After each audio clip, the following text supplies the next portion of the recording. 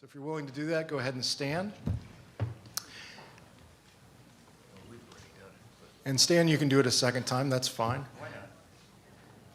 Please repeat after me. I do hereby affirm that I will tell the truth and nothing but the truth to this committee today. Thank you. Amen.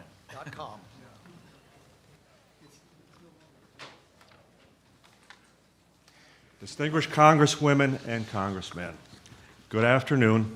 I personally would like to thank you for this opportunity to speak out on behalf of the many now passed through the portals of history, unable to speak for themselves. Men and women who have served this country selflessly and with honor, who are witnesses to something extraordinary, something beyond the human condition. Most would maintain their sworn silence for a lifetime.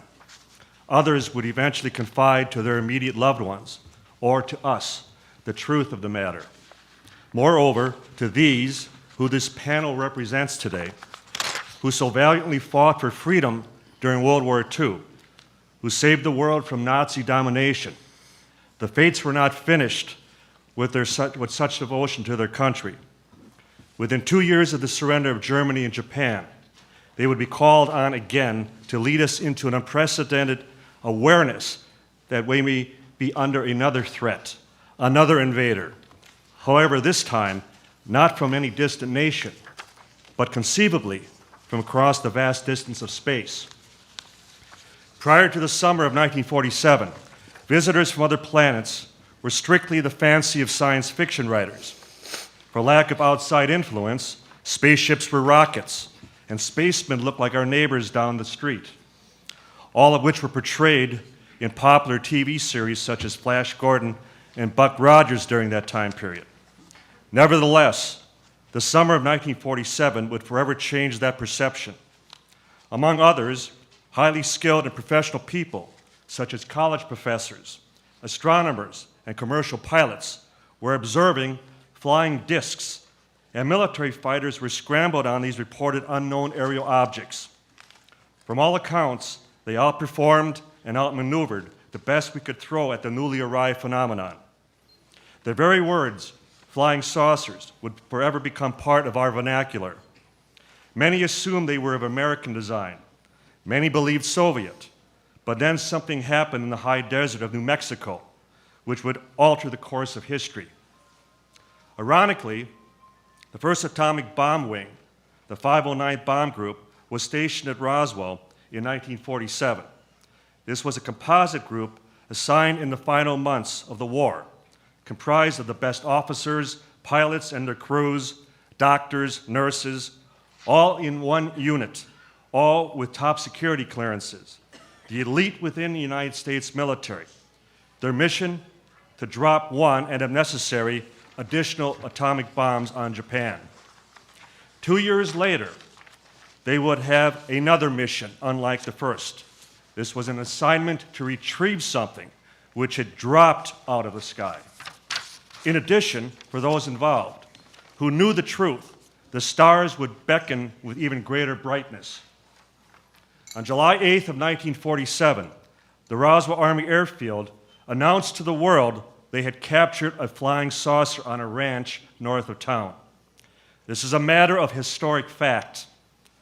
Detractors would suggest that other UFO accounts are based on a faulty premise, that the phenomenon exists. The Roswell incident of 1947 does not suffer any preconceived misinterpretation of the event. It entirely rests on the premise that the United States Army Air Corps recovered a crashed flying saucer. Historically, the first explanation lasted for all of 5 hours as it slowly evolved from something otherworldly into a very common off-the-shelf weather balloon device. Please allow me to propound a consideration for everyone here present. Would any of us have any difficulty identifying materials such as rubber, wooden sticks, reflective foil, masking tape, and string? No need to raise your hands. as a continuing insult to the integrity and intelligence of the very personnel who were in charge of the atomic bomb at Roswell, officialdom, after 65 years of ridicule and defamation of eyewitnesses, insists that this elite military squadron would all raise their hands. The balloon that was assembled and launched daily by these same personnel somehow morphed into wreckage that, even by today's standards, defied conventional explanation. Dozens of witnesses had described to us paper-thin, metal-like material that could not be damaged by any standard means. Yet you could crumble it up, crush it into a ball, release your grip, and it would open up and flow like water over your hands. Weather balloon? Not a single witness to that alternative explanation. Since that time, due to eyewitness pressure, along with the assistance of one of your esteemed colleagues, the late Congressman Stephen Schiff of New Mexico, it caused the Pentagon to issue 2 additional solutions to what was recovered back in 1947. The third being Project Mogul, which was the exact same balloon contraption with the inclusion of an acoustic device. The fourth and most baseless of all, time-traveling wooden crash dummies, parachuted 5 years later in 1952. Even Jay Leno made jest about such fodder after the Pentagon disclosed its fourth version. Editorial writers and newspaper cartoonists lampooned the very suggestion and indicted indicted proponents as the real dummies. To think we now have 4 official versions of one historic event. Even politicians can't get away with that. However, which is the consensus of the eyewitnesses? Which of the 4 would provide sufficient evidence, albeit circumstantial, in any court of law? Former U.S. Attorney General Joseph DeGenova has stated, quote, "Circumstantial evidence is often stronger than eyewitness testimony because it's based on the facts. When you have footprints in the snow, it proves someone was there." End quote. The Roswell incident has produced hundreds of footprints, not in the snow, but rather in the desert soil of New Mexico. Sworn affidavits and a growing list of deathbed testimonies, confessions, all stating that the first press release about the recovery of the flying saucer was the correct one. As attorneys, you all know that deathbeds are admissible. If we were to dismiss the Roswell witnesses, then we would have to deny all such end-of-life declarations. There should be no discrimination just because we do not like their testimony. The proponents of a new theory and ideas are rightfully pressed for answers. Yet whether one is able to offer evidence, either pro or con, should not be the issue. Rather, the situation where after years of inquiry and investigation, there still remains questions. The mystery continues. That alone should generate further doubt and speculation. To do otherwise and persist in ignoring one of the most significant discoveries of all time may be one of the greatest mistakes in the history of humanity. To paraphrase Shakespeare's Hamlet, there are more things in heaven and earth, Horatio, than are in your dreams. Thank you. Thank you. Just for the record, would you give a little bit of your background, just briefly?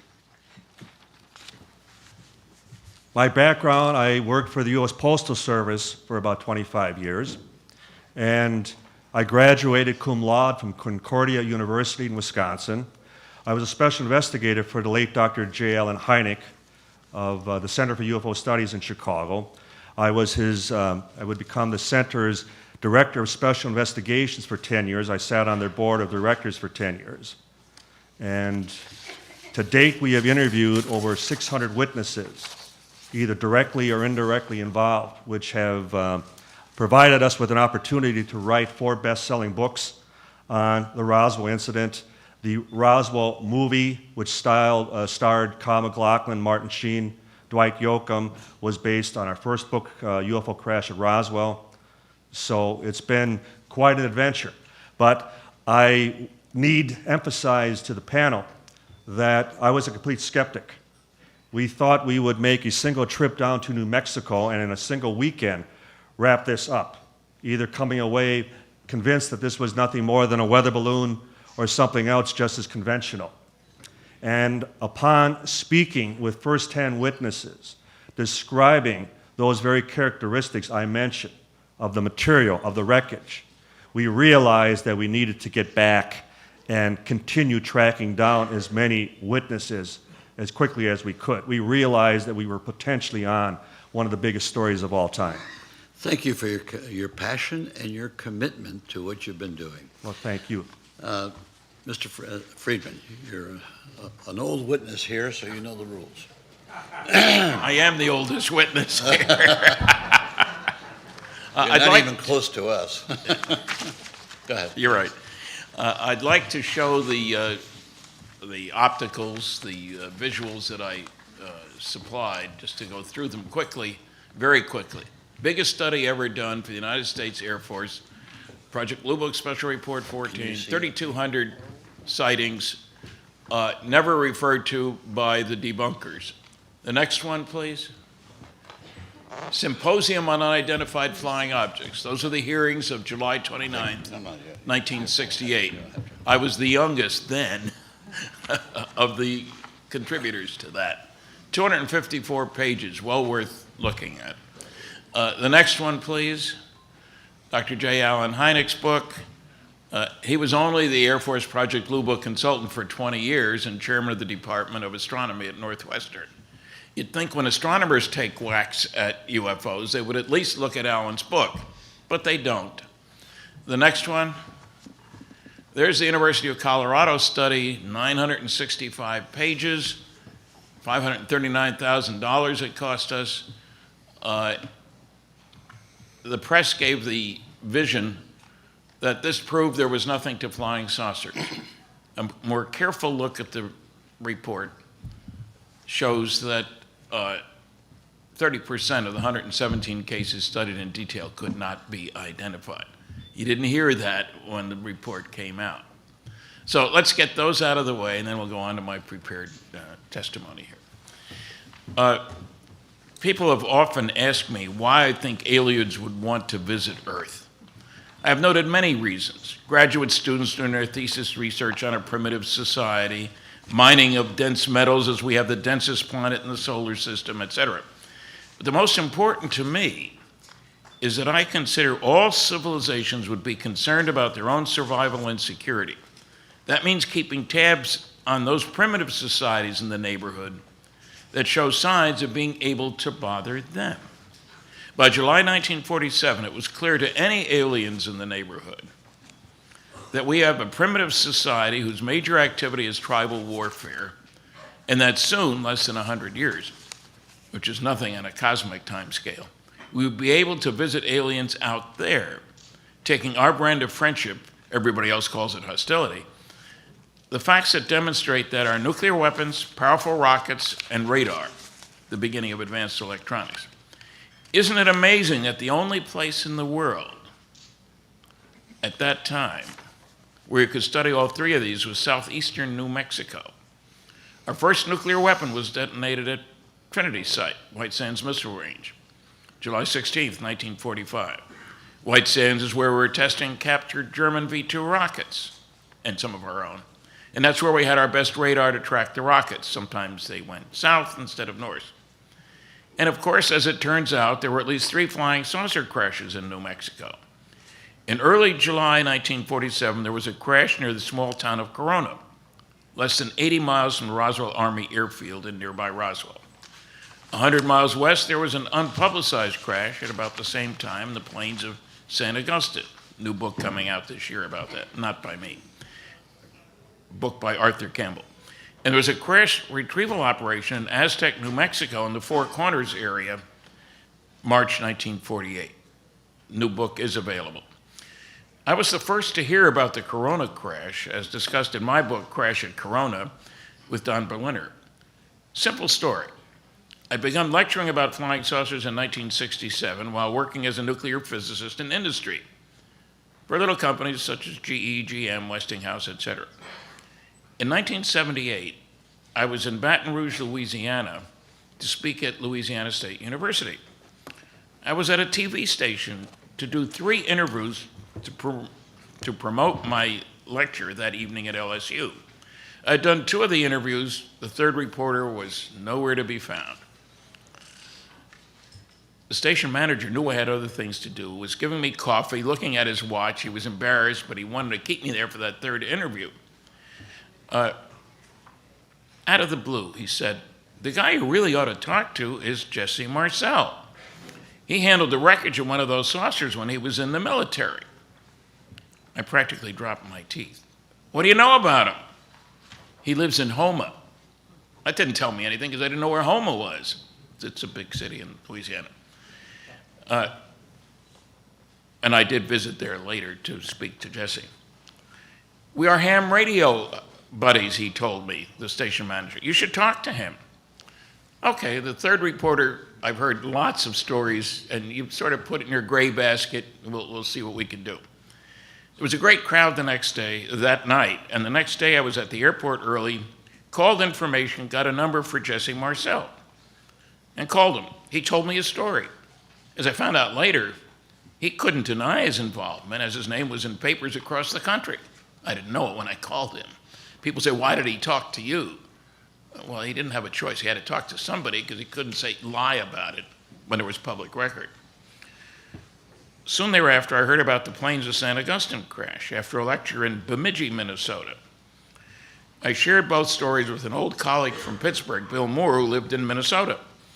He had a third story from the Flying Saucer Review in the UK, which is still being published, which is rather amazing that it's gone on this long. An English actor named Huey Green had noted that he heard about a crashed saucer in New Mexico when driving from Los Angeles to Philadelphia. The date was recalled as early July 1947. That was not a trip you made very often back then. You can imagine what the roads were like at that time. Bill went to the University of Minnesota Library, looked at the newspaper department, found the story, verifying what I'd been told, giving us new names. The next year and a half, we found 62 people in conjunction with that case. That went up to 92 a few years later. And these guys have added, I don't know how many hundred since then. Remember, we're talking about the most elite military group in the world. I got lucky. I called the Roswell Daily Record, which I hadn't known existed before that, looked in editor and publisher. I mentioned that I had some articles noting a crash of a saucer as reported by a Walter Hout, it's spelled 4 different ways. And I was shocked to be told, before I could finish the sentence, "Oh, his wife works here." Boy, talk about serendipity. How lucky can you get? I talked to the wife, talked to Walter. He was a big help to all of us in our research on Roswell, well thought of throughout the Roswell community. I found the son of the rancher. The telephone operators were nice then. I said, "I'd like to find anybody named Brazel." "What city?" "I don't know." "Southeastern New Mexico." She said, "Oh, I've got a William Brazel in Carrizozo." "Is that in southeastern New Mexico?" "Yes." "Okay, let's take it." He had just gotten his phone 2 weeks before. So how lucky can you get, I guess? Now, one I planned. One of the people that shows up in a key picture that got very wide distribution is, at that time, Colonel Thomas Jefferson Dubose, Chief of Staff to General Roger Ramey, head of the 8th Air Force, which is where the 509th was. This is in Fort Worth, Texas. I checked with West Point. Son of a gun, he was still alive. He was in his 80s. And he was very forthcoming when I went to visit him. And Don and I went down there, and we have it on tape. I've got a DVD out there, our interview with retired General Dubose. You don't often get a chance to talk to a general about something this important.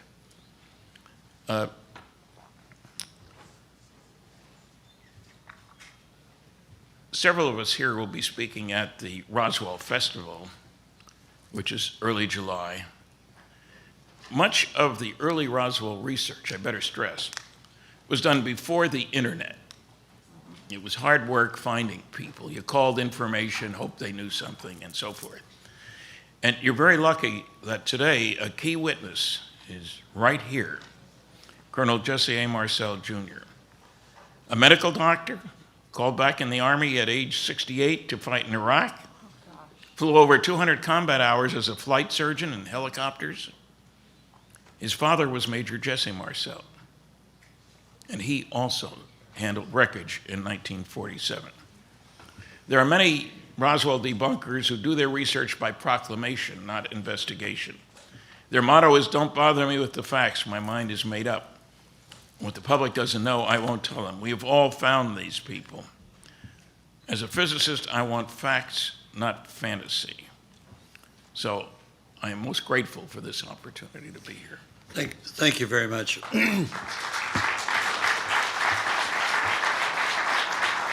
Our next witness is also a military officer. I'd like to just point out one thing that came up several days in the earlier hearings, and that was the fact that non-disclosure agreements were proffered and many people were forced into signing these non-disclosure agreements. You take an oath when you go into the military to the Constitution, not to the president, not to a general, not to an admiral. You take it to the Constitution to defend the country. And many times you have better judgment on what is defending the country than many of our leaders. So, Colonel, with that caveat, I want you to come forward. First of all, let me point out that I prepared a document last night for you all that deals with Project Blue Book and how it was orchestrated to be closed by the military. It was a planned operation to end Project Blue Book completely. And that was circulated, I think, this morning. My name is Kevin Randall, and I'm a retired lieutenant colonel with more than 20 years of service with the Army, the Air Force, and the National Guard. I served on active duty as a helicopter pilot in Vietnam and as an intelligence officer in Iraq. I served on both active duty and in the active reserve with the Air Force and ended my military career as the Provost Marshal in the Iowa National Guard. I have published more than 20 books about UFOs, starting with the UFO Casebook in 1989, and currently ending with Alien Mysteries, Conspiracies, and Cover-Ups just this last month. I've been working on a book about what can be found in the government files about UFOs for the last several months. In 1988, I was at a science fiction convention and participated in a debate about UFOs with some of the top science fiction writers in the world. These included Frederick Pohl and I believe George R.R. Martin, who I mention here today just because of his success in recent months. When it was over, Don Schmitt talked to me about the Roswell UFO crash and said that the Center for UFO Studies was beginning some research into it. He thought my military background might be a benefit because many of the witnesses were retired military, and of course many of the witnesses had been members of the military at the time of the events. One of the first things I noticed was that Colonel Thomas DuBose had been identified as General Roger Ramey's aide, but brigadier generals don't have a full colonel as an aide. DuBose was the chief of staff, a much more important position. DuBose would later provide some very interesting testimony about what had been seen and done, include transferring the Roswell debris to SAC headquarters in Washington, D.C. at the time, all documented on videotape.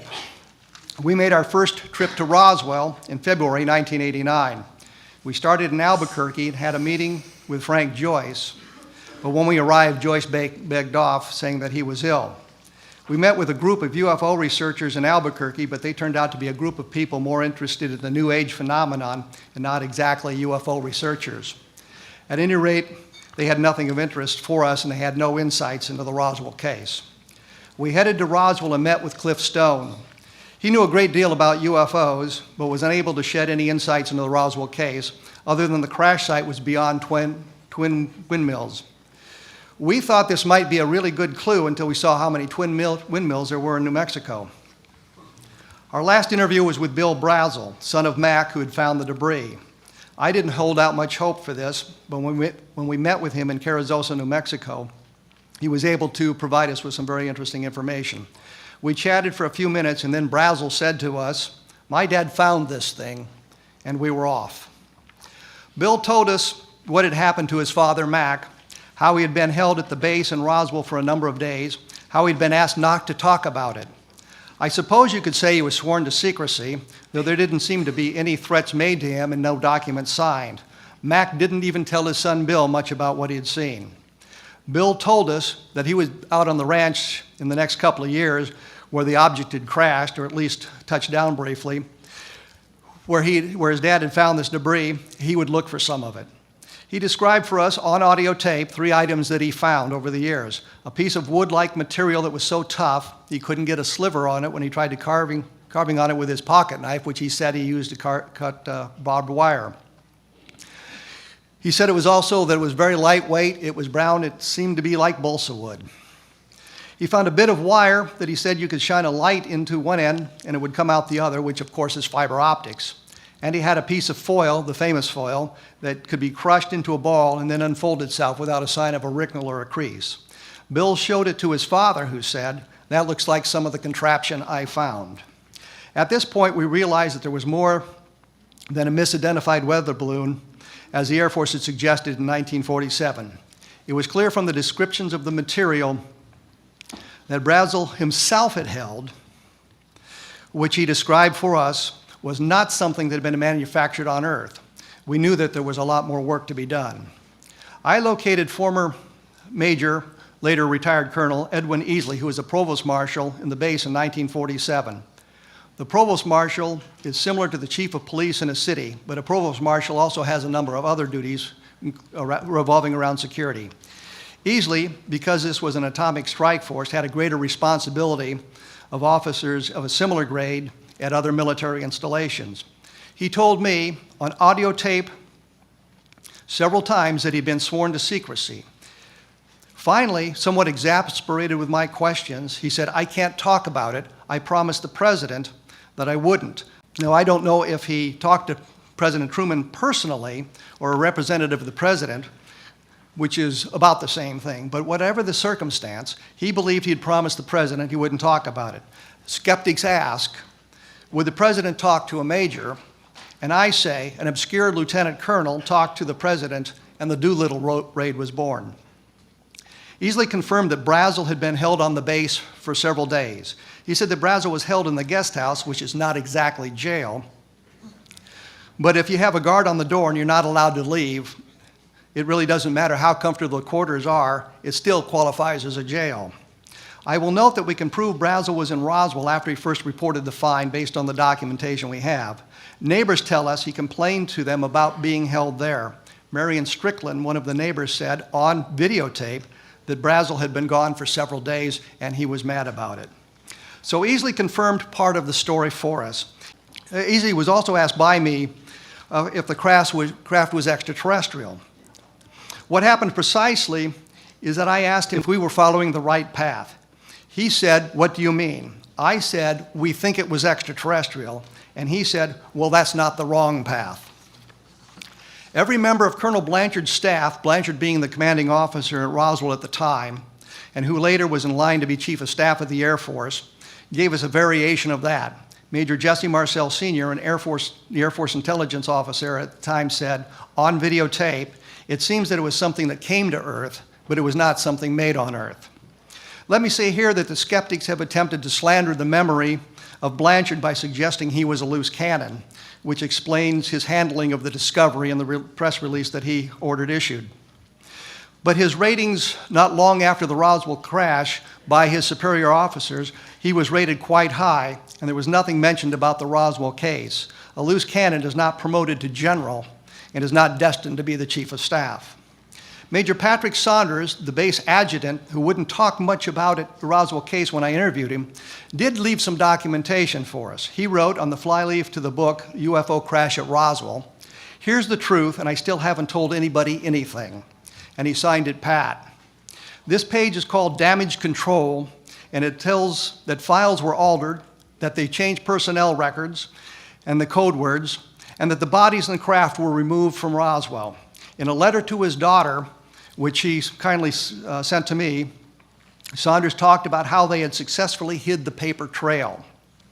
Walter Haut, the man who wrote the press release announcing that they had captured a flying saucer, signed an affidavit about what he had seen, which included craft and bodies.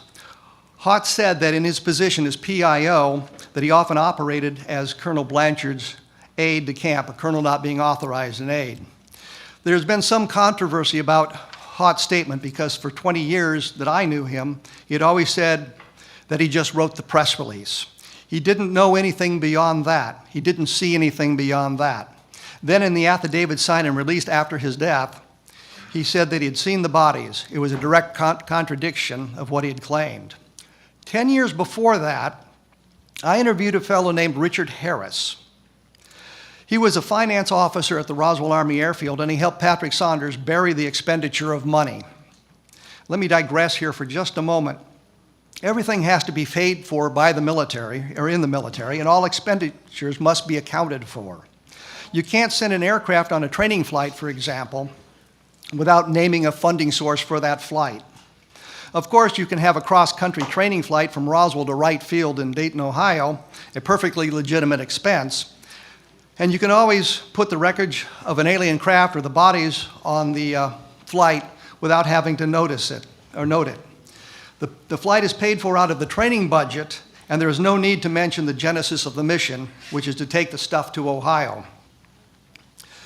So Harris confirmed some of what Saunders had said, but more importantly, he told me that he'd seen the bodies, or he had almost seen the bodies. According to Harris, he was in a hangar where the bodies were temporarily located, and Haut asked him if he wanted to see them. Harris said that he put his hand on the doorknob, but he didn't turn it.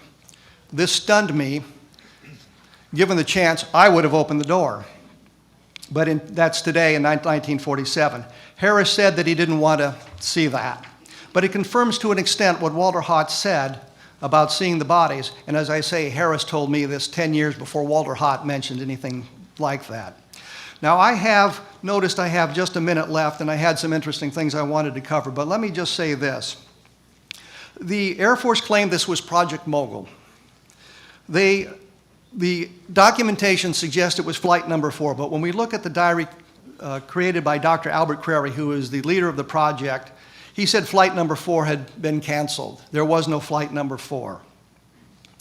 There is a note that says that they had made it some kind of a test flight, but it's not part of the official record of the project in New Mexico. Mogul, by the way, was not highly classified. The equipment was off the shelf. What they were doing in New Mexico was published in the newspapers, and worse still, according to the documentation, these flights had to be announced in the FAA NOTAMs.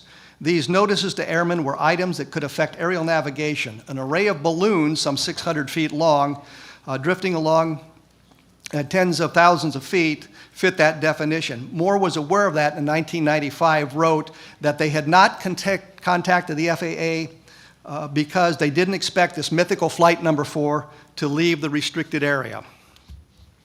I wanted to mention one final thing, and I see my time has expired.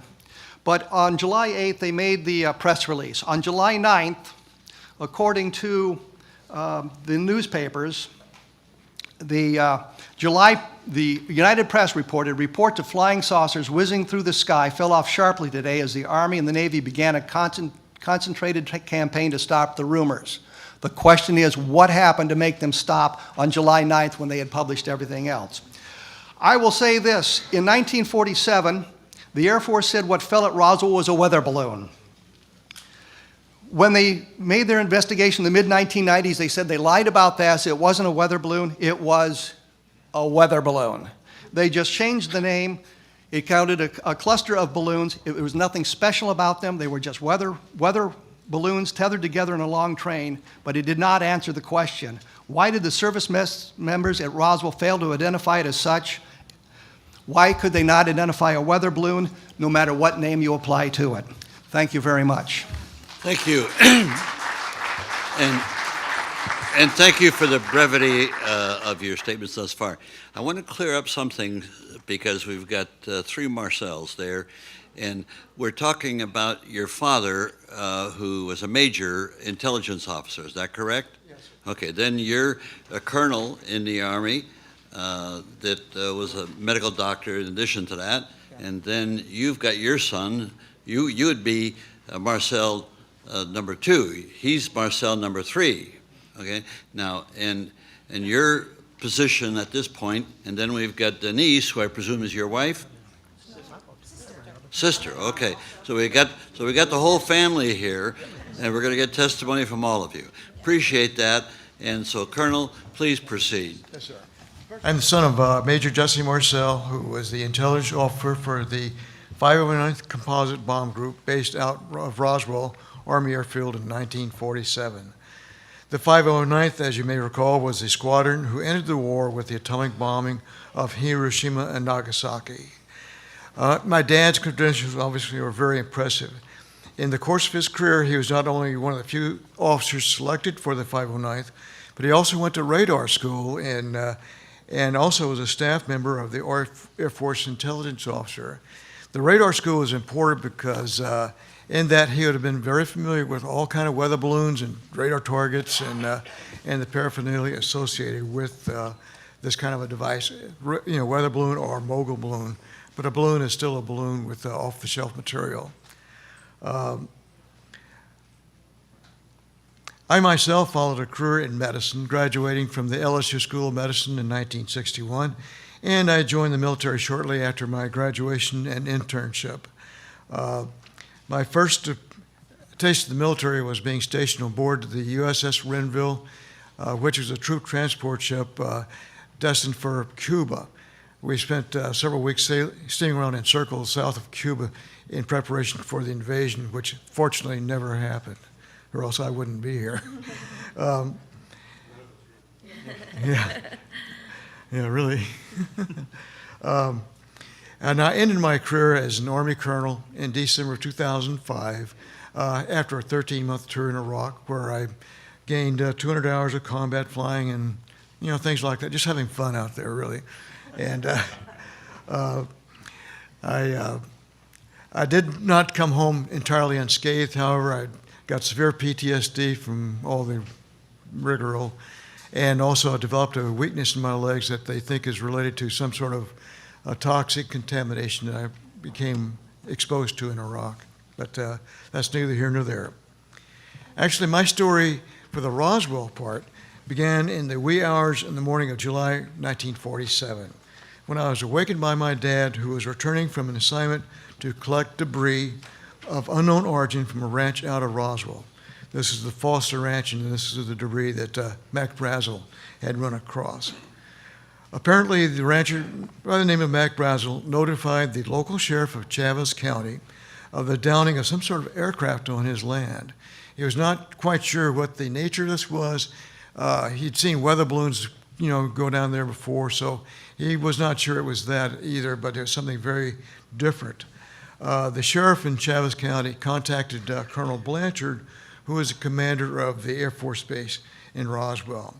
Now, Colonel Blanchard knew my dad was the intelligence officer, so he dispatched my dad and a CIC agent, Sheridan Cavett, to investigate what this was, whether it was one of our planes or just whatever, just an unknown crash site. So it was their job to go ahead and ascertain what was out there and bring representative portions of this back to the base so they could study it to make a final determination of this.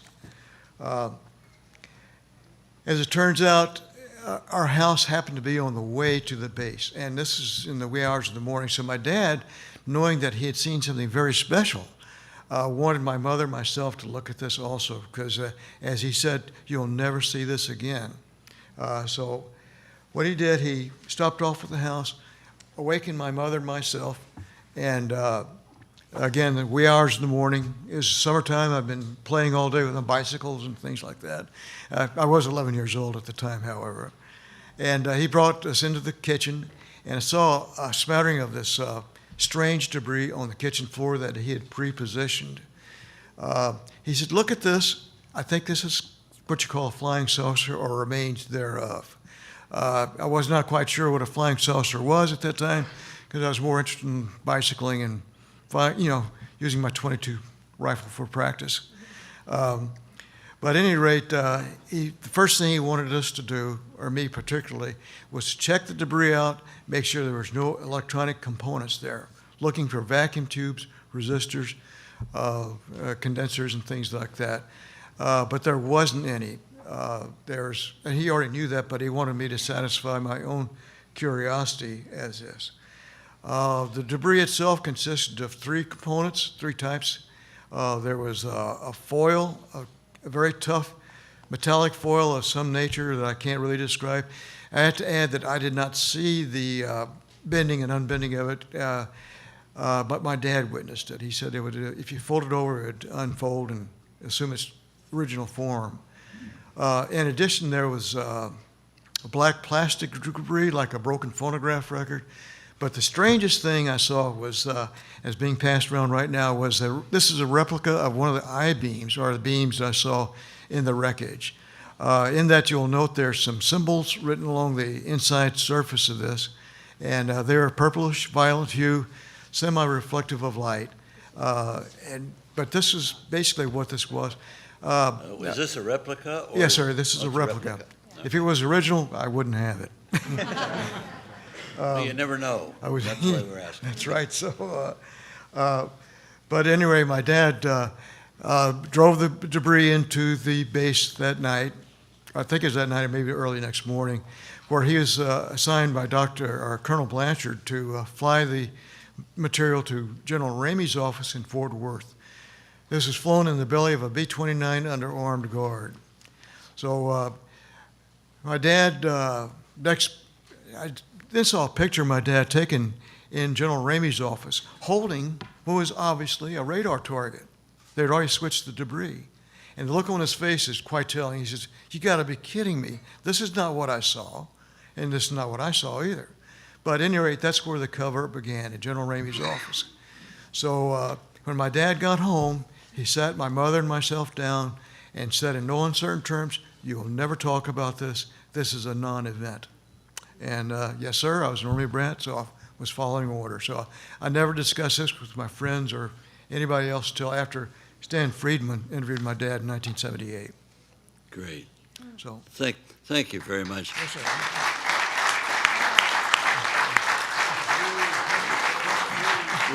Let me reemphasize.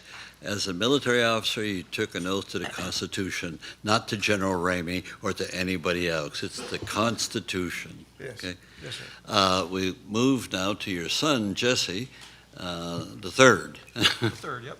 Marcel. Marcel's a French name? Marcel? Thank you to distinguished members of the committee. I am here today not to speak as an expert witness to what I have heard and researched about Roswell, but simply to help you to get to know two great men, my grandfather, Major Jesse Marcel Sr., and my father, Dr. Jesse Marcel. My grandfather was a simple man who just wanted to lead a simple life. Closer to the mic, please. Oh, sorry. I could restate that. My grandfather was a simple man who just wanted to lead a simple life. Starting at a very early age, when he wasn't helping the family with the farm, he would sneak away to find parts to build radios. Later in his life, before entering the war, he would use these skills to build a ham radio that would become a lifelong passion. He would spend endless hours chatting with people from around the world. Things would change rapidly as we were pulled into the Second World War. On his own accord, he went from his job as a civilian draftsman to join the war effort, where he excelled in his duties from the very beginning. His superiors recognized his aptitude towards problem solving and sent him to intelligence school. Again, he excelled in his courses and was asked to teach the next incoming class. He would eventually end up in the Roswell Air Force Base working in our nuclear bombing program with the 509th Composite. With the war over and a life returning to a sense of normalcy, Grandpa would receive a simple order, an order that would change his and most of our lives forever.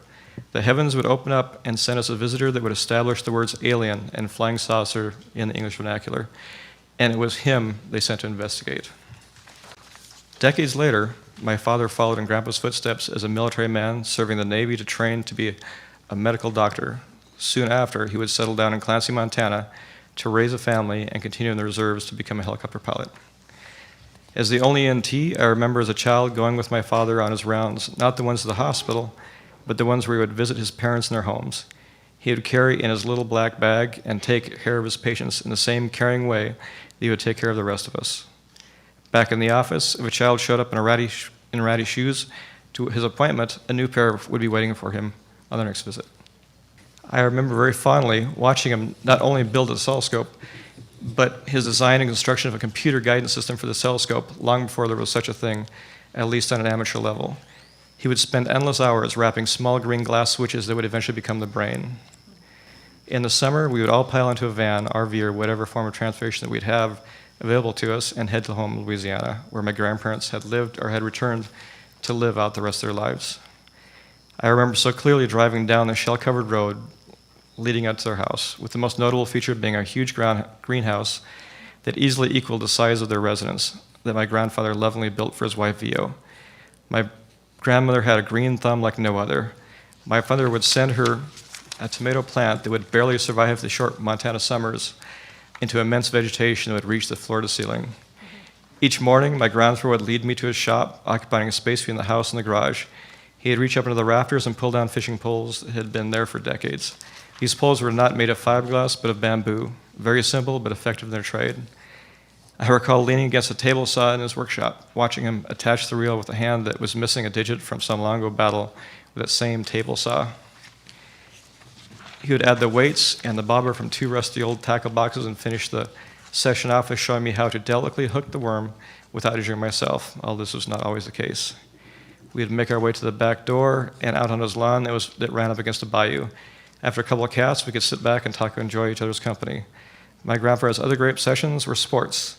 LSU provided the teams that he most favored and occupied his weekend TV viewing hours.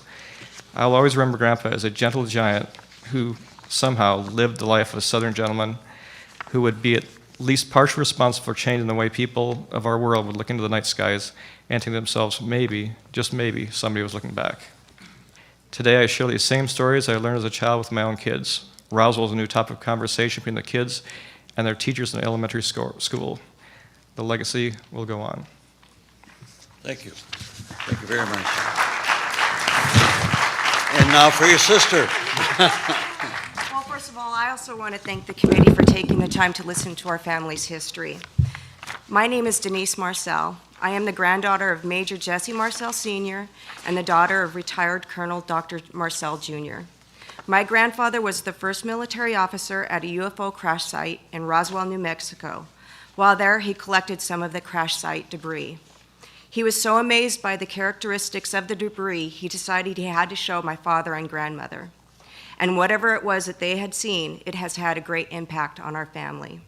When we moved to Clancy, Montana in the early 70s, my father built a telescope in our backyard. Now, this wasn't one of your average, ordinary telescopes. To start, he dug a hole in our backyard the size of a small room. For months, I remember my mother and us kids helping him polish this very large mirror. From there, he began constructing the telescope, including building a rotating dome. This was a telescope that was later loaned to the Helena Astronomy Association, and he had built this from top to bottom. My dad, who was a man who had witnessed something, this was a man who was driven. That telescope opened up a whole new world for our family.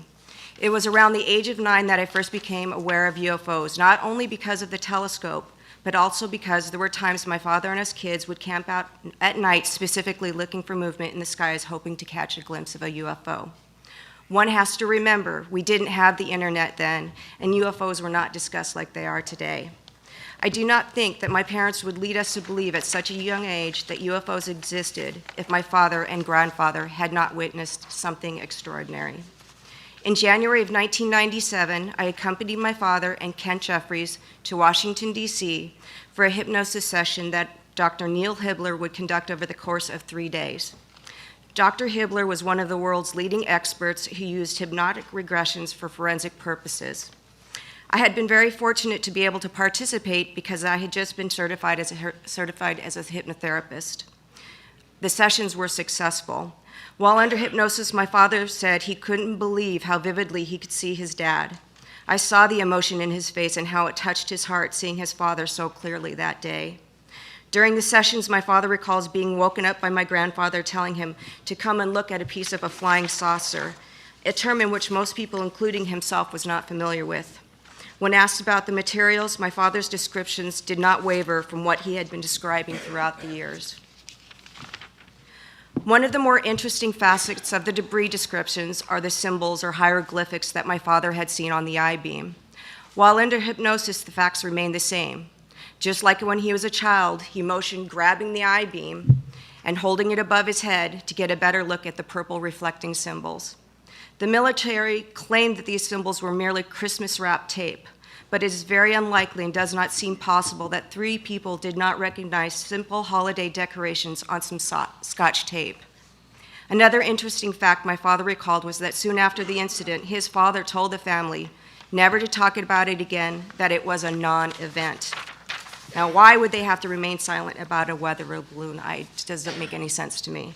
It has been said that since my father did not remember anything new from those sessions and did not remember seeing any exotic debris, electronic components, or anything that resembled motors, which they were specifically looking for, this material could not have been from a UFO, that the material was just too mundane.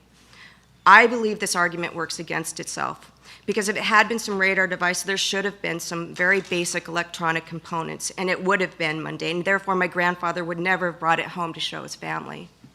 The only explanation that he brought this home was because he was very excited about what he had found. My grandfather and father were very dedicated military men and always followed through with their orders.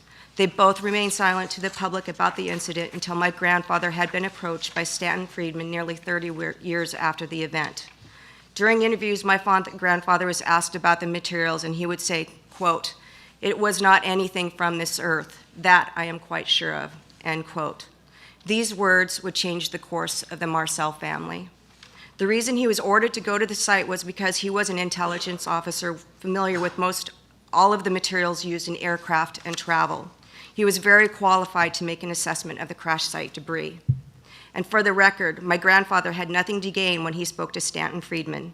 He just felt the same way that I do, that the world should know the truth. It has affected my family's life in so many good ways and some bad. But because of this, I was also given the greatest gift of all, and that is to have an open mind. I feel that sometimes agendas are put in front of our rights of being citizens, and not everything that the government has told us is the truth. Because when it comes to the Roswell incident, I believe my grandfather and my father. Last and certainly not least, it is my hope that from my father, my grandfather, and all of the other wonderful people who have found the courage to step up and tell the truth this week will be given the respect and recognition that they deserve. Thank you. Thank you.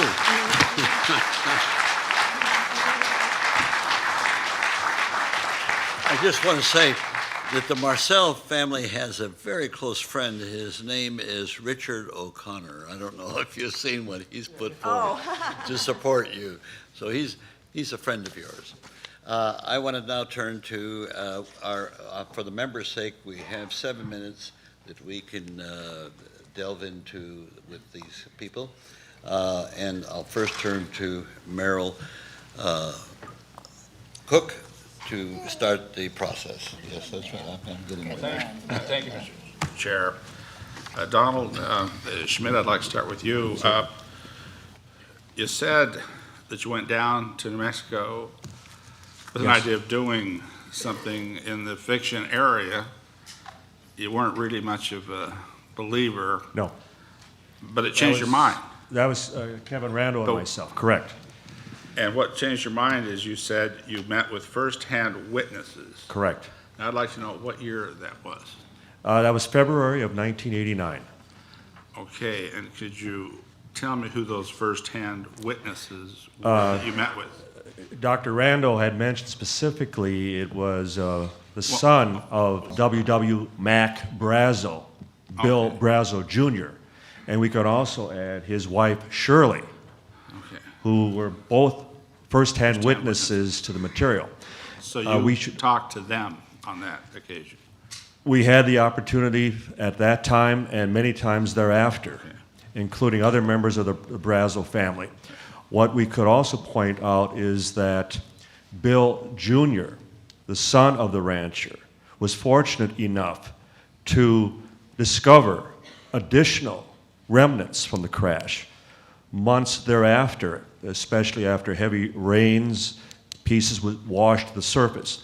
Now bear in mind, we already had firsthand accounts that there were 50 to 60 troops at the debris field site for the course of 2.5 to 3 days, walking shoulder to shoulder with wheelbarrows going to check sites. It required that much time to clear this site in contrast to a weather balloon, which would have taken all of them a few minutes for someone to toss over their shoulder, toss into the back of a pickup truck. I have almost no doubt that something crashed there, that there was a lot of pickup, and I just want to know exactly who it was you talked to. And you've answered that very well. I'd like to, we got a lot of witnesses here that Please, I yes. really want an opportunity to talk to. Lieutenant Colonel Randall, you had talked about work you've done to show why Air Force Project Blue Book was, you used some rather negative language about it. And why it was just, what, a cover-up is what you said? What happened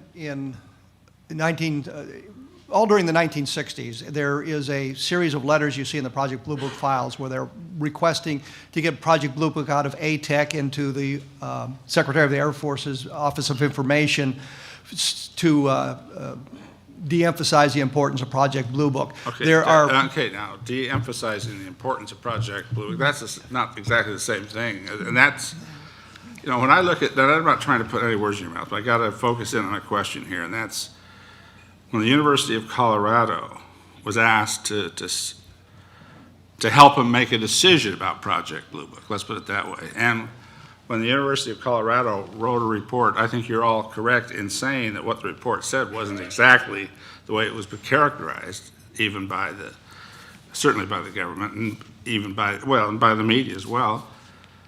But isn't it true that it didn't say anything about it all being nonsense? It just said, we don't want to fund additional work on collecting this data that we are publishing to the world. I mean, there are 101 incidents published that we can read about from Project Blue Book. Am I correct? Well, what I'm asking you have absolutely no faith, and that's fine, in the National Science Foundation. Is that what you're telling us? What I'm saying, I just want to make sure I got it. No, what I'm saying is that the outcome of the scientific investigation was preordained.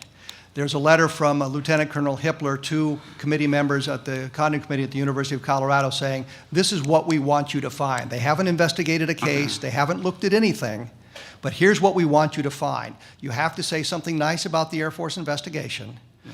You have to say that it does not affect national security and allow us to close it down, because if you don't do that, we're going to be stuck with this for another 20 years. And now, so the University of Colorado pulled the wool over the National Science Foundation folks. Is that what you're telling us? Yes. And they just during the investigation, they couldn't figure out that maybe there was influence from the Air Force on what Colorado They didn't care. What they were, the whole purpose of the Condon Committee was to end Project Blue Book and stop the Air Force investigation. During the Condon Committee's time in session, they were supposed to investigate cases that came up. There was a marvelous case from Shag Harbor, Canada, where something was photographed in the air. It was seen to hit the ground. United States Navy responded. The Canadian military forces responded. And there's even evidence that the Russians responded. The Condon Committee's investigation was to make a phone call to Canada and say, oh, it's just a couple of teenagers who saw something strange. We're not going to bother with it. No, now, okay. And you, I mean, I appreciate your answer. I'm going to move on, not All right. because I don't want you to have more opportunity, but I'm so particularly interested in what Colonel Marcel, Dr. Colonel, and boy, you should be proud of these children and grandchildren of Jesse Sr.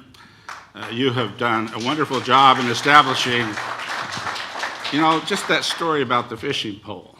You're talking about an honest grandfather. I mean, that came, you didn't have to even use that word. The way you described that, and to you too, Denise. And I'm very impressed with you, Jesse Marcel Jr. I mean, you're one of the very few witnesses that have actually held or seen or accompanied your father with something in your hand that came from this incident, or an incident that, let me put it this way, somebody that's a friend of mine, somebody that I've listened to, somebody I already said I had respect for, a different party, but former Governor Bill Richardson has said to me, and others with us in a discussion we had with him, that everything you have said is honest. There's no question in his mind that that debris is there, it happened, and what you've said about your father and doing all that is absolutely true. What you've said to me here directly simply reinforces something I believe, because I have a lot of faith in the integrity of the man I just mentioned, Bill Richardson. But I have to say this. I'm looking at you straight in the eyes here. I know that you believe that's from an extraterrestrial source. But can you say honestly to this committee that you know that for some reason, or that there's something that you absolutely know that the government is hiding? Because Bill Richardson agrees with you that they should open the files. I agree with you, they should open those Roswell files. We should see exactly what might remain from whatever you and your father took over. So yeah, you give this committee a lot of reasons for us to say, open those files. But I just want to hear an answer to the question I gave you. Years ago, I was called to Washington. I was going to a meeting, and there was a gentleman by the name of Dick D'Amato who wanted to interview me when I got to Washington. And he was in the Capitol building, Senate Room 228, I believe, if I remember right. But he said he wanted to talk to me about what I saw in Roswell. So I went up to the Capitol building, and very friendly, very nice gentleman. He says, we want to talk about what you saw in Roswell. And he asked me, did I want to talk in a secure room? And I said, well, sir, I'm not going to say anything I haven't said publicly already.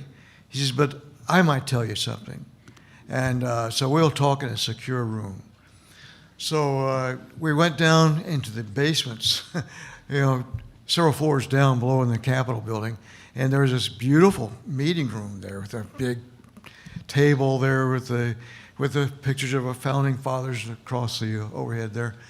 And when we sat down, he sat at the head of the table. I sat to his right. He had a legal pad to take notes on, and there was a book on the table too. It was called Majestic. It was a book by Whitley Strieber, which actually is a fictional account of an established fact there. And he said, this is not fiction. So he admitted to me right there, this is not fiction. This is a story about the Roswell, in a fictionalized version. And so it's a conclusion you came to after you had a chance to listen to some people that had analyzed some of that material. Am I Yes. correct in that? Yes. And I'm not necessarily saying you may have been right or wrong on that. I'm just wanting to know how you arrived at your decision that you believe it is from non-terrestrial sources or extraterrestrial sources. Well, this is the first time somebody in the in the sanctions of our government admitted to me that this is not fiction, the Roswell. And I said, I know it isn't. So when are you guys going to tell the public about this? And he said, well, if it was up to me, I'd have done it yesterday. But he says it's not up to me. I'm just here to investigate the cost of the investigation, cost of keeping it secret and all that. He said, in reality, there is, and these are his words, that there's a black government, which sounds really conspiratorial, but that's what he said. He said they have control of the debris, and they answer to no one, they're not elected, and they have unlimited funds to spend. And he said they're the ones who have it, and they have control over it. So you can tell me what that meant, but that's what he said. I obviously don't, but thank you very much. Yes, sir. To all of you for testifying. You did a great job. How long, I look at what happened at Roswell as something that happened a long time ago, and that there was some put down of it, and there's been some fun made out of it, but that a lot of people, because there was enough information and enough facts out, that a lot of people believed that something happened there. Am I way off base? I'm just trying to think back a few years, because it hasn't been in the paper recently, but that's my recollection of that incident, that there was enough proof that we knew it was something other than from the United States. Yeah, Donald? As I'd mentioned in my opening statement, I'd like to emphasize that we had the good fortune of working with and having enlisted the late Congressman Stephen Schiff of New Mexico, who pushed for congressional hearings on this very matter through the early 90s. Right. And so much so that he had sent 3 separate letters to then Secretary of Defense Les Aspin, which all went unanswered, which only intrigued him and raised his curiosity all the more as far as, well, what are they hiding? I'm just asking, as the late Senator Barry Goldwater, and even his request to General Curtis LeMay, can I at least see the file? To which LeMay said, hell no, and don't ever ask me again. So we're in good company, whether we're talking about Goldwater or Schiff or even former presidents Bill Clinton or Carter, who also would lament the fact that they could not get the truth about Roswell. But getting back to Congressman Schiff, in his failed efforts, as the press itself became more interested as to who would win this tug of war, because he was being stonewalled not only by the Secretary of Defense, but also the White House, Right. and then the branches of the military. And he had assurances, specifically from the Air Force, that should they find anything in their files, he would be the first one. Well, as Newsweek magazine very aptly put it, as though a preemptive strike, they called a press conference here at the Pentagon, and Colonel Richard Weaver, as Colonel Randall mentioned, in putting out the Project Mogul theory, same balloon. It was just a redesign of the same balloon explanation. And I'll never forget how I called up Congressman Schiff here at his office in Washington, thinking that, well, that would end that relationship because he would have to accept that new explanation, that new solution to the Roswell mystery. And his immediate response to me was, Don, they're a bunch of damn liars. And he had assured us, and you know the history, he assured us that with his reelection coming up that we would then resume the effort. Well, he would die shortly after his reelection, age of 51. We don't read anything into that except that we lost a tremendous ally. And in that, there was a lot of that publicity, the fact that someone within the government was actually sticking their nose under the curtain, under the tent, for nothing more than asking to see the files, and still being turned down, still being told, just as Senator Goldwater, hell no, and don't ask. There was debris. I mean, it crashed. There was debris, and talked about touching the debris, and that it was not something that you'd ever felt or done before. Is that still around, the debris from that? Not with us, it isn't. That's the problem. We don't have the debris. We don't have pieces. What happened to it?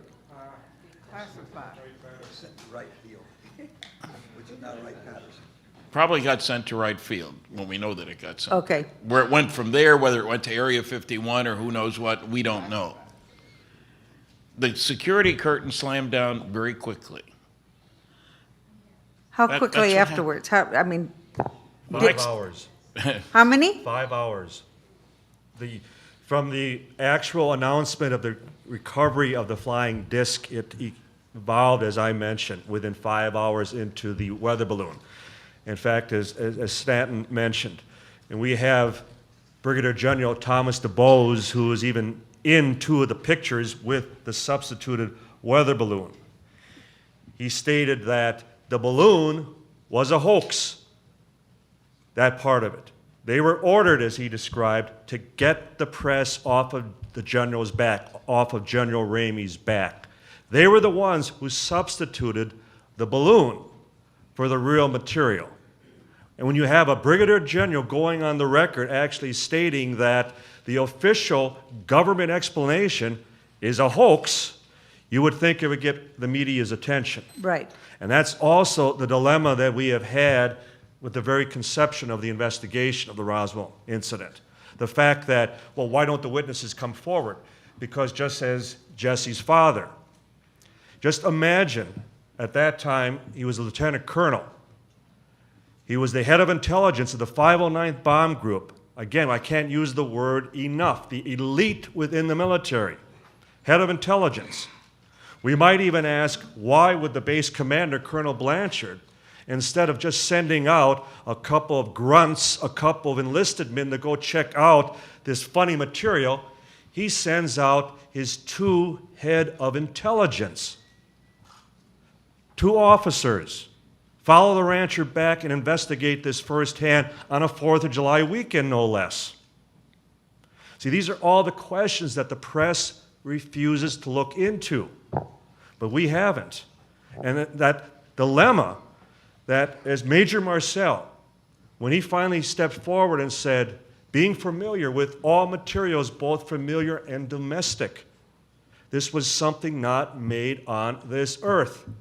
We didn't read about this in the papers, did we? It wasn't on the CBS Evening News. The only publication that touched that was the National Enquirer. So we wonder why there's this constant taboo, this ridicule factor, and it's the very reason that witnesses have refused to come forward after all these years, because they know how it's going to be treated. Thank you.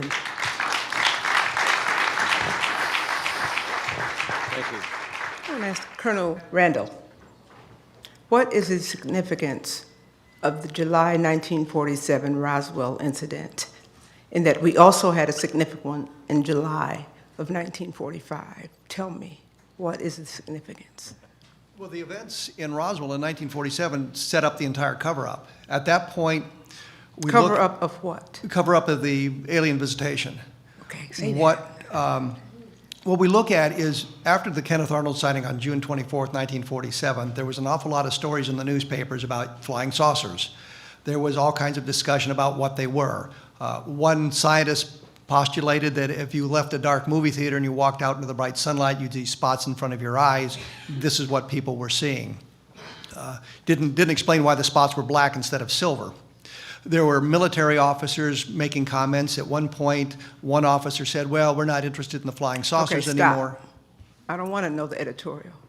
I want to know what about the Roswell incident began the cover-up, you just said it, and no, don't give me the editorial part. Just stay on that part. Stay on the scientific part right there. What happened at Roswell, the cover-up of the alien, whatever we think that is. I hate that word, but whatever that is. Why, and yet, even yet today, why? In 1947, we'd just come out of a war.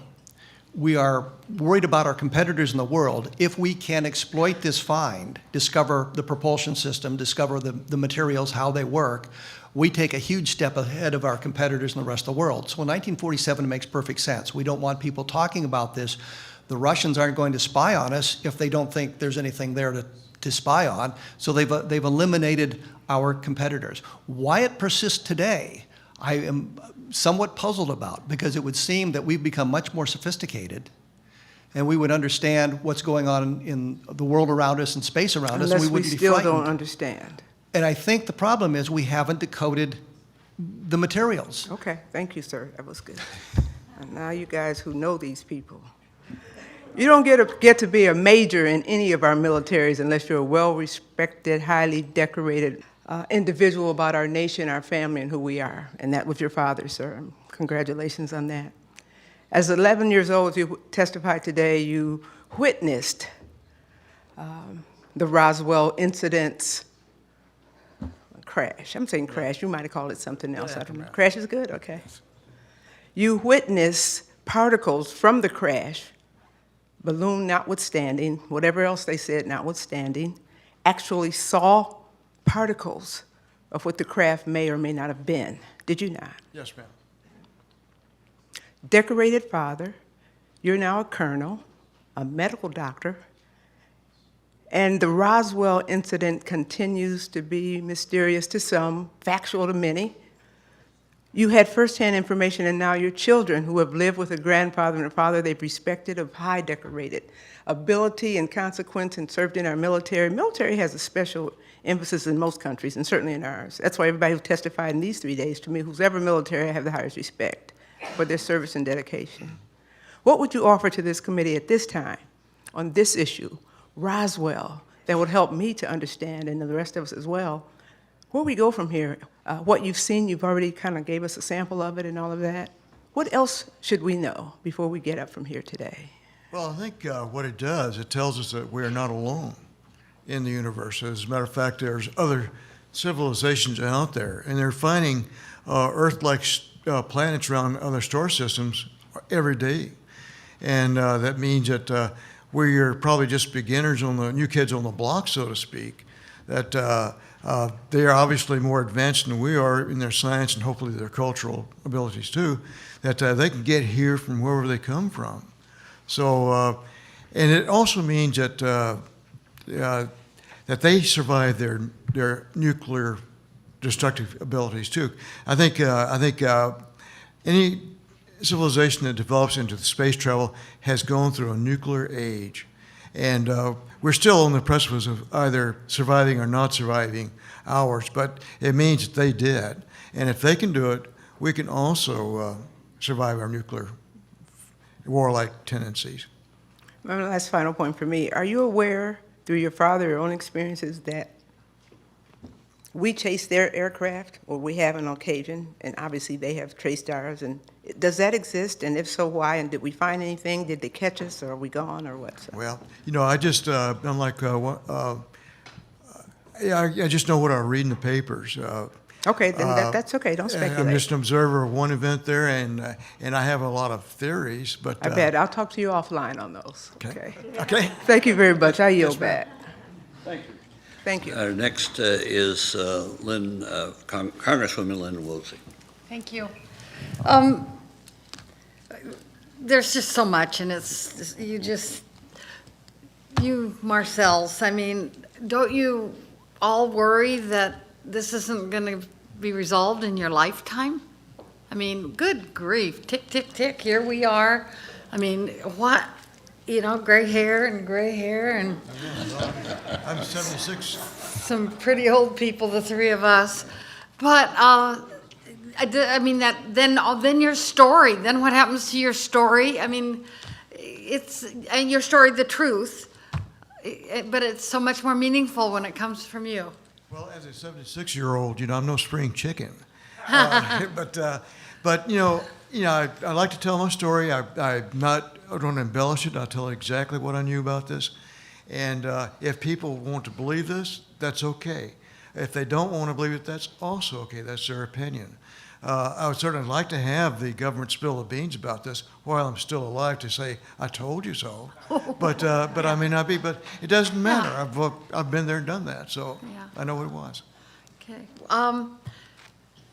All of you experts, how many actual ETs have been, I'm going to start saying that instead of the big long word, have been involved in starting with the Roswell and the 2 years before? Wasn't there an actual,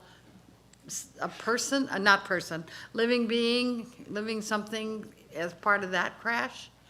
Before, you said that somebody was offered to go in and see, the remains of something. The story was Walter Hott, as the public information officer, had issued the press release saying that they had retrieved a crash flying saucer.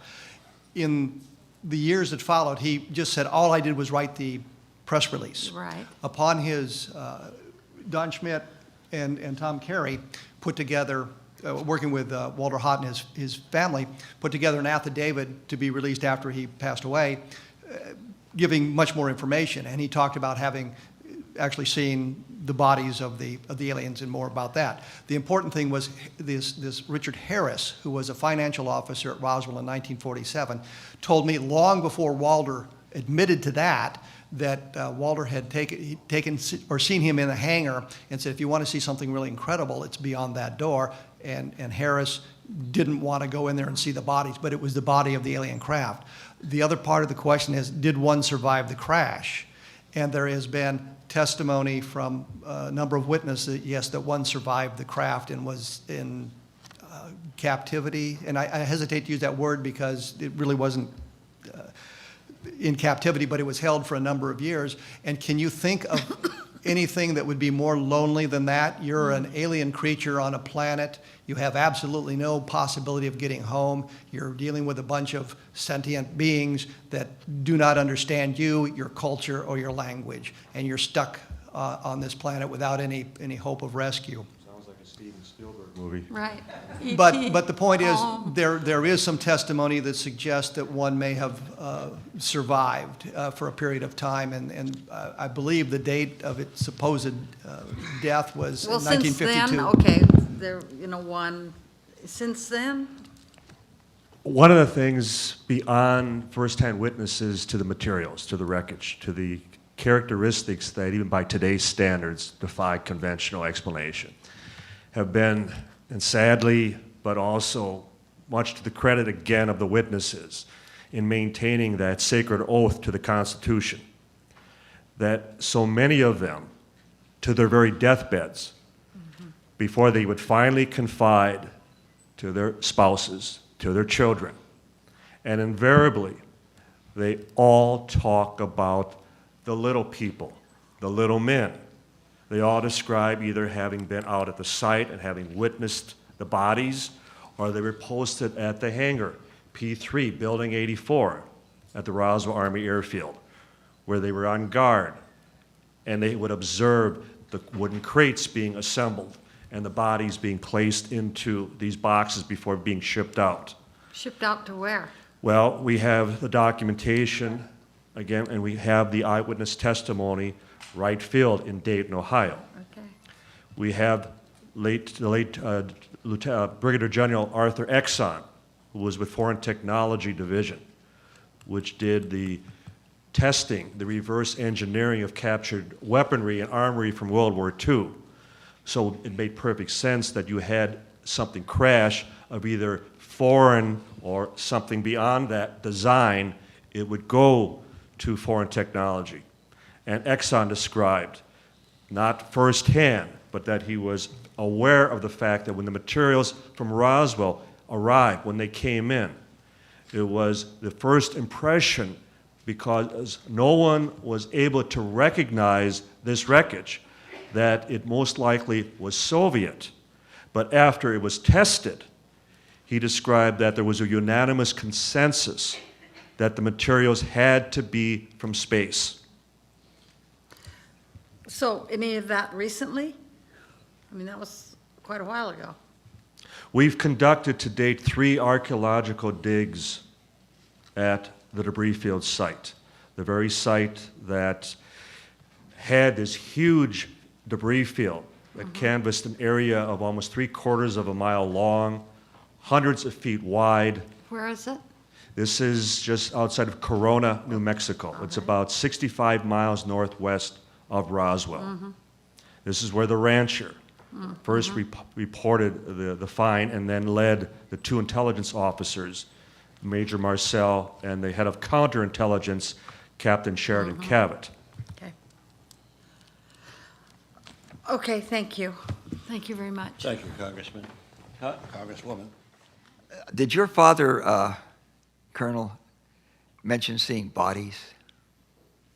Actually, the closest that came to him, my wife asked him one day, "Did you see the bodies?" And he said, "No, I did not see them myself, but I knew people who did." But what? He knew people who did see the bodies, but he did not see them himself. Okay. I mean, it's blanket statement right there. My wife is the one who asked him. Finally came out and asked him. Who were the people that saw the bodies? He did not elaborate, so I'm not sure who he was.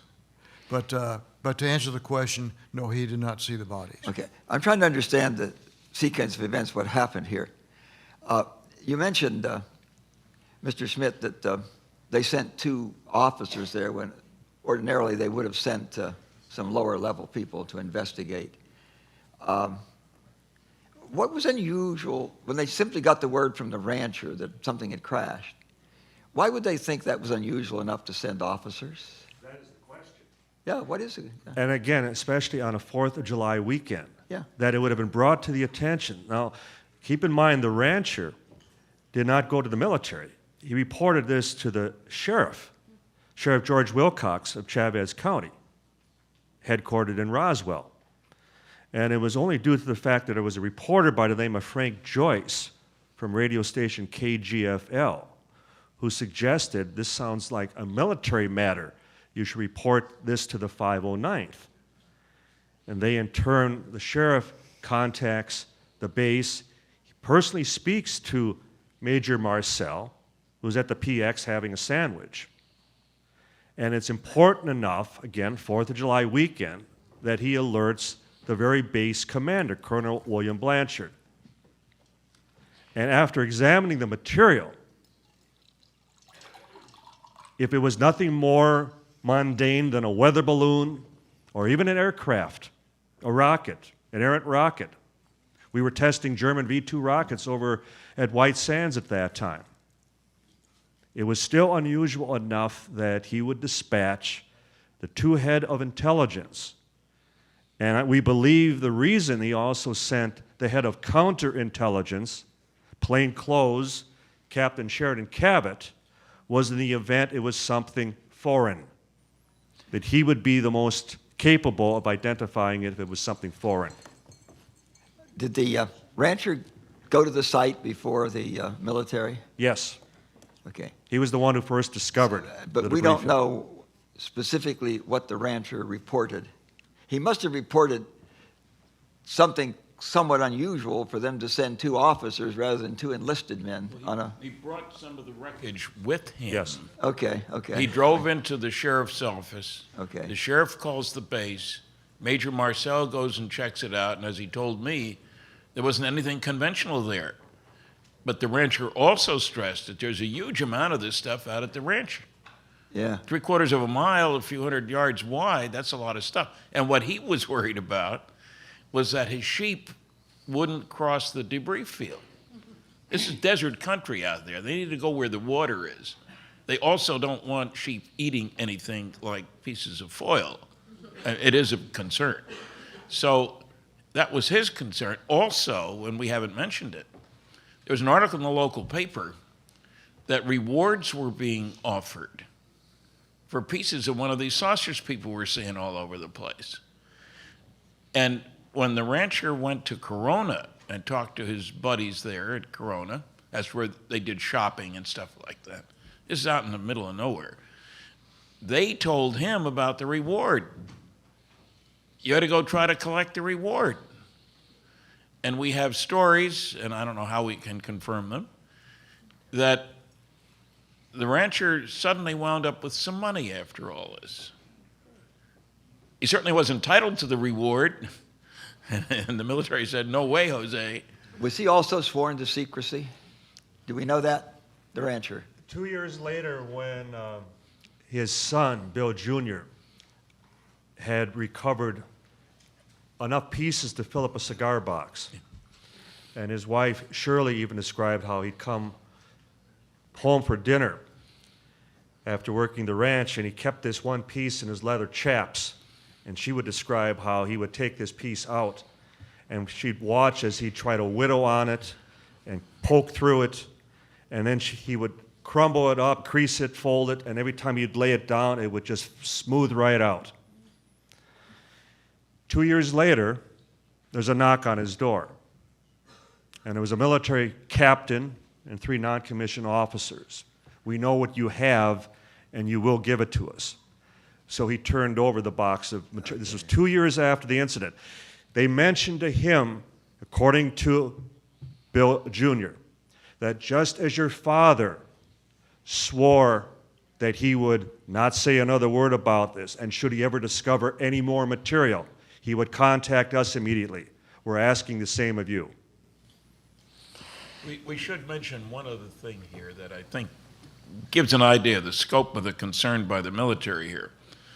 We have heard testimony from the daughter of the rancher of the sheriff, I'm sorry, that she was staying with her grandmother. It was a grandmother. There was a show on television about UFOs. And the grandmother says to the granddaughter, you know, the reason your grandfather didn't rerun for sheriff was when that saucer crashed, the military came to him and said, if you ever tell about what you saw, we will kill you and we will kill your family. She was horrified. You didn't believe them, she says to her grandmother. I was there. I believed them, was the answer. So, you know, sure, it's a little story, but we've heard it. The granddaughter was a teacher. They were, how shall I put this, threatening. Could the gentleman from Maryland yield just 30 seconds to clear up one question that's, and anybody that can answer this. Can anybody here give us the name of any person that would have been at least the age of 18 or older in 1947, who at the time, in a similar way to how Jesse Marcel Sr. said he had received these kinds of materials and they had these certain property traits, which he said almost immediately to people. Is there anybody that, other than, or even a child, or who, can you give us the name of anybody who said they saw a body? They saw bodies. Back in 1947, the name of any person that you've got in, you know, you've written, or you've studied this. We should mention we that talked about, you know, and I know that Mr. Marcel said that he knew people that had seen the bodies, but he never said he had seen a body. I just want to make sure that we have a witness, if we do or if we don't. I just want to know that could give the kind of credibility on the question of bodies, which was talked about rather freely a few minutes ago, in the same vein. Who has seen a body and said so back in 1947, 48? That's my question. If you're looking for documentation from 1947, we simply don't have it. If you want the name of somebody who was there in 1947 who saw bodies, then we have lots of names. Major Edwin Easley, the provost marshal, mentioned to his family that he had seen the bodies. He mentioned they quizzed him about it when he was very gravely ill with cancer about that, and he said, oh, the creatures to them. Of course, I asked who had seen the bodies and said so in the same time period. That Nobody was asking those questions in 1947. Wait, nobody was asking about debris either until Mr. Marcel said, I've seen this debris. Precisely. I brought it to him. We have. Are you saying that nobody said anything about bodies back in 1947? Nothing. It was only until way later? I just want to know. That's I mean, probably an I don't accurate know. statement. There's probably an accurate I'm a little confused statement. on the issue is what I'm. What you have to understand is after the story broke in the newspapers, the military got everybody out of town. Marcel is not, if you're a reporter and you're looking for Major Marcel, you can't find him. If you want to talk to Mac Brazel, you can't find him. Mac Brazel saw the bodies. Reclaim my question, just so I make sure I'm clear here, what I'm trying to ask. Hey, the Army, the Air Force, they could have been covering up from less than day one. They could, from the first second. That's not what I'm asking about. I'm asking, was there any person at the time? And maybe they can't because of a cover-up, even at the time. I'm just saying, is there the name of anybody, living or dead, who in 1947 it was documented that they said, and at that time said, not on their deathbed, not later after they've had some other situation, but at the time said they saw a body. That's my question. I understand the question. Yeah. I understand the question. And the answer is no. We have no documentation from that time frame when they saw the bodies. What we have are the people who were there, who later on talked about it. Most of these people didn't come forward with their tales. I apologize for taking all. That was the. But I wasn't trying to. Yeah, that's the last time he'll yield to the gentleman from Utah. Let me make just one closing observation. Oh, one quick question. Were there any radar tracks from FAA over this? No? No radar tracks that you know of? Okay, none. Okay, curious about that. You know, there are two things about this that tell me, if I didn't know anything else and never met any of you, that the Air Force is not being honest. One is, if this was indeed a balloon, there was no darned reason to send it to Wright Field. Everybody would have recognized the balloon. So the very fact that they sent the material there tells me that they're not telling the truth. And the second thing that tells me they're not telling the truth is that if in fact it was a balloon, why in the heck would they issue a press release saying that a flying saucer had crashed there? Yeah, and I don't know how you can argue away those two things. The debunker would say that's because Colonel Blanchard was a loose cannon, and he probably got banned to Siberia for putting out that stupid story. I've had somebody tell me that. They don't mention he got 4 more promotions. He was a 4-star general when he died of a heart attack and was vice chief of staff of the Air Force. That's not what you do when you have a loose cannon But tell those stupid two stories. things alone tell the honest observer that they are not now telling us the truth. Yes. A balloon is not going to be sent to Wright-Patterson, and a balloon is not going to result in a press release that says that a flying saucer has crashed. That was the press release. That's what they did with what they found there. And what they found there, as far as we know, is either still in Wright-Patterson or has been destroyed. Right? Or it's been moved to another location. which- But it's still in their possession. It can be, Yes. it can be tracked to Wright-Patterson Air Force Base with documentation. And Wright Field then, I think, Wright wasn't Field it? at the Yeah, time, yes. right. And from that point on, we don't know where it went. It could have gone to Area 51. We've been told that one of the bodies went to MacDill, which was a aerospace medical facility. Okay. Thank you for being generous with time, sir. Well, that's okay. I was pushing in to keep that sign up. I get 3 minutes.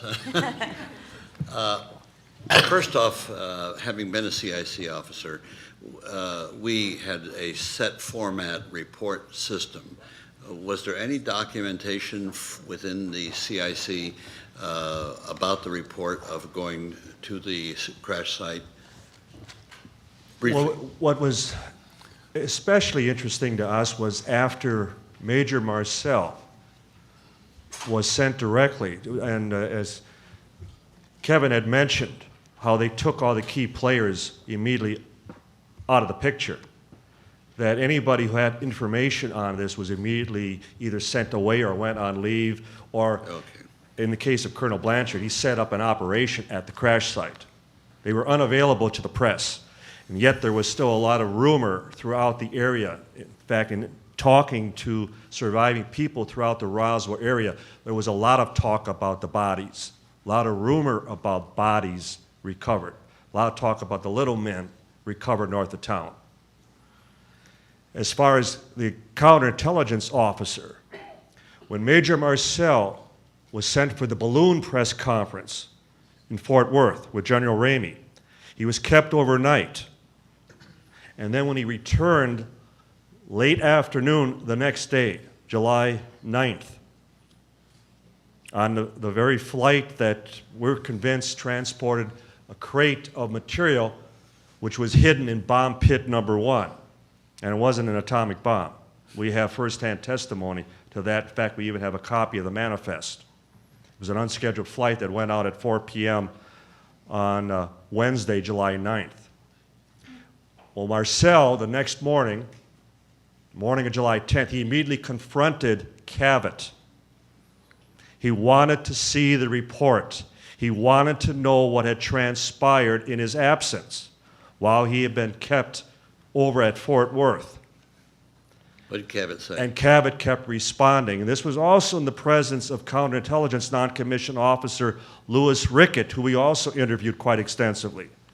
That Cavett kept telling him, kept responding, "What are you talking about? What are you talking about? Nothing happened."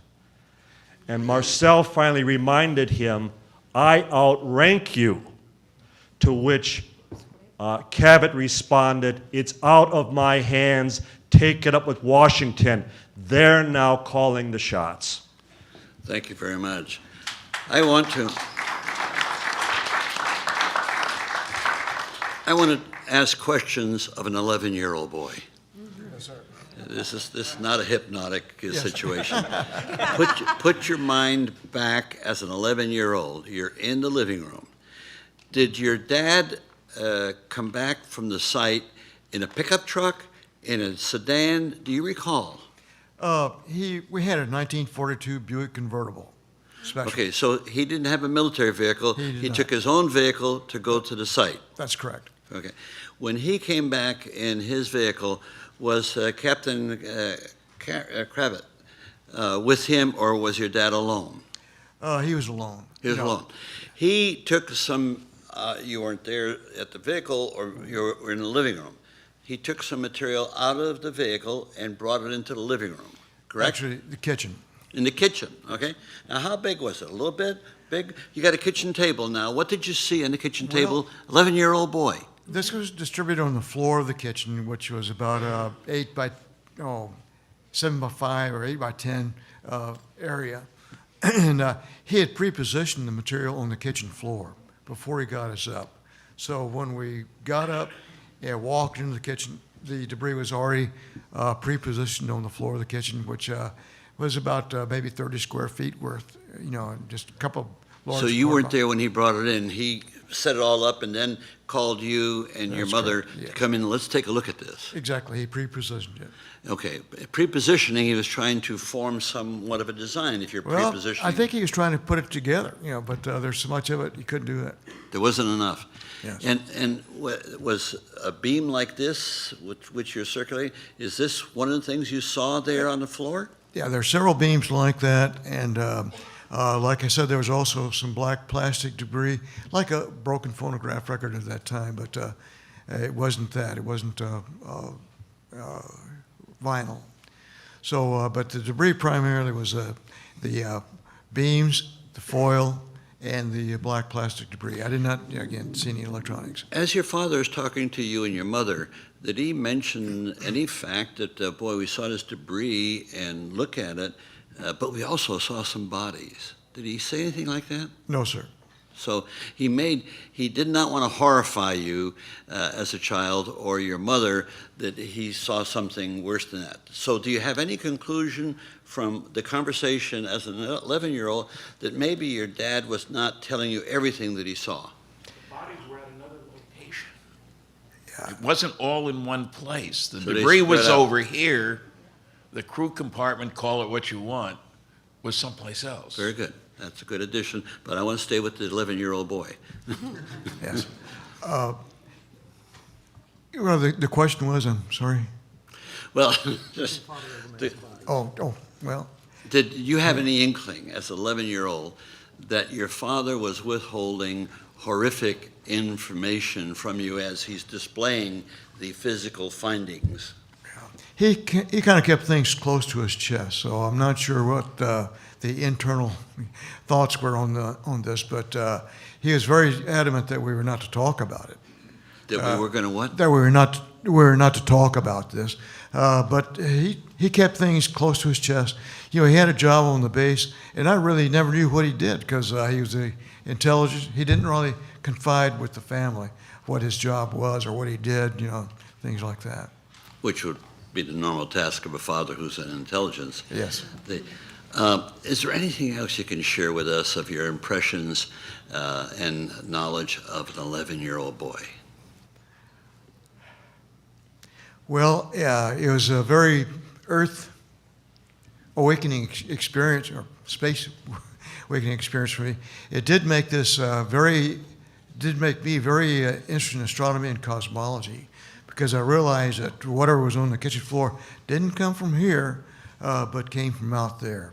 Yeah, I got that impression from other comments that you've made, that you've intellectualized your experience quite extensively. Yes. Let me close this facet of for another hearing. We'll take we're going to take a 7-minute. Carolyn has a question. Carolyn, please. I heard you about to close it, and I just wanted Yes, to no, ask. ask your okay. question. We Just got wanted to a ask few something moments. you just said. So the major was an intelligence, high-level man. Yes, ma'am. Kept things close to his chest. Yes, ma'am. Didn't share a lot with you that he felt was very high intellectually, has to do with his work. Yes. But, Okay. I'm going to let you answer this. But he prearranged what he had gotten that night and put it away in on the floor, woke you up and your mom to come take a look at it. Now that in and of itself, this goes my mystery side of me, dun, dun, dun, dun, dun. But then that was significant. He didn't want you to talk about it. He never talked to you about it, but he wanted you to see that and never to mention it again. What do you make of that? That Well, was later. Yeah. Sorry? There's a time period in between Between when he what? saw it on the floor Uh-huh. Yeah. and when he And- came back from Texas. Okay, Yeah. I'm talking about just the floor and just waking you up, seeing you. He didn't have to show you anything. He could have just took it onto the base and Yeah. did whatever he did. I swear I can bring that up, yeah. He thought it was significant material. Yeah. Right, and he wanted Yeah. his child to see it and Yeah. his wife, who we never even discussed things with. Yeah. At that time, the material was not classified, so he felt okay to do that. As a matter of fact, the only time I knew my dad to break security clearances is when he came back from overseas. I asked him, what did the atomic bomb look like? And what he did, he drew the outline of the Fat Man, the bomb that was used on Nagasaki. But then he tore it up and threw it away in the But trash I can. wasn't suggesting that he was breaking any kind of intelligence by showing it. He thought he's a major. He's a big time. He's up there with the generals and almost with the Joint Chiefs of Staff folk, you know? And he wanted to show you what he had found and what had obviously crashed near your home. But you couldn't say something about it. And then for whomever they are to take it and make light of it and it never happened and it's a balloon, that doesn't go together. No. You know, again, he was very excited about this. He knew this is a very special event there, and he wanted my mother and myself to be first-hand witnesses to this thing. But when he came back from Fort Worth after General Ramey, then he said, no more. It didn't happen, period. You got to stay with it. Thank you. Okay, thank you. We're going to take a 10-minute stretch recess, no more than that, 10 minutes, and we'll go into the next testimony.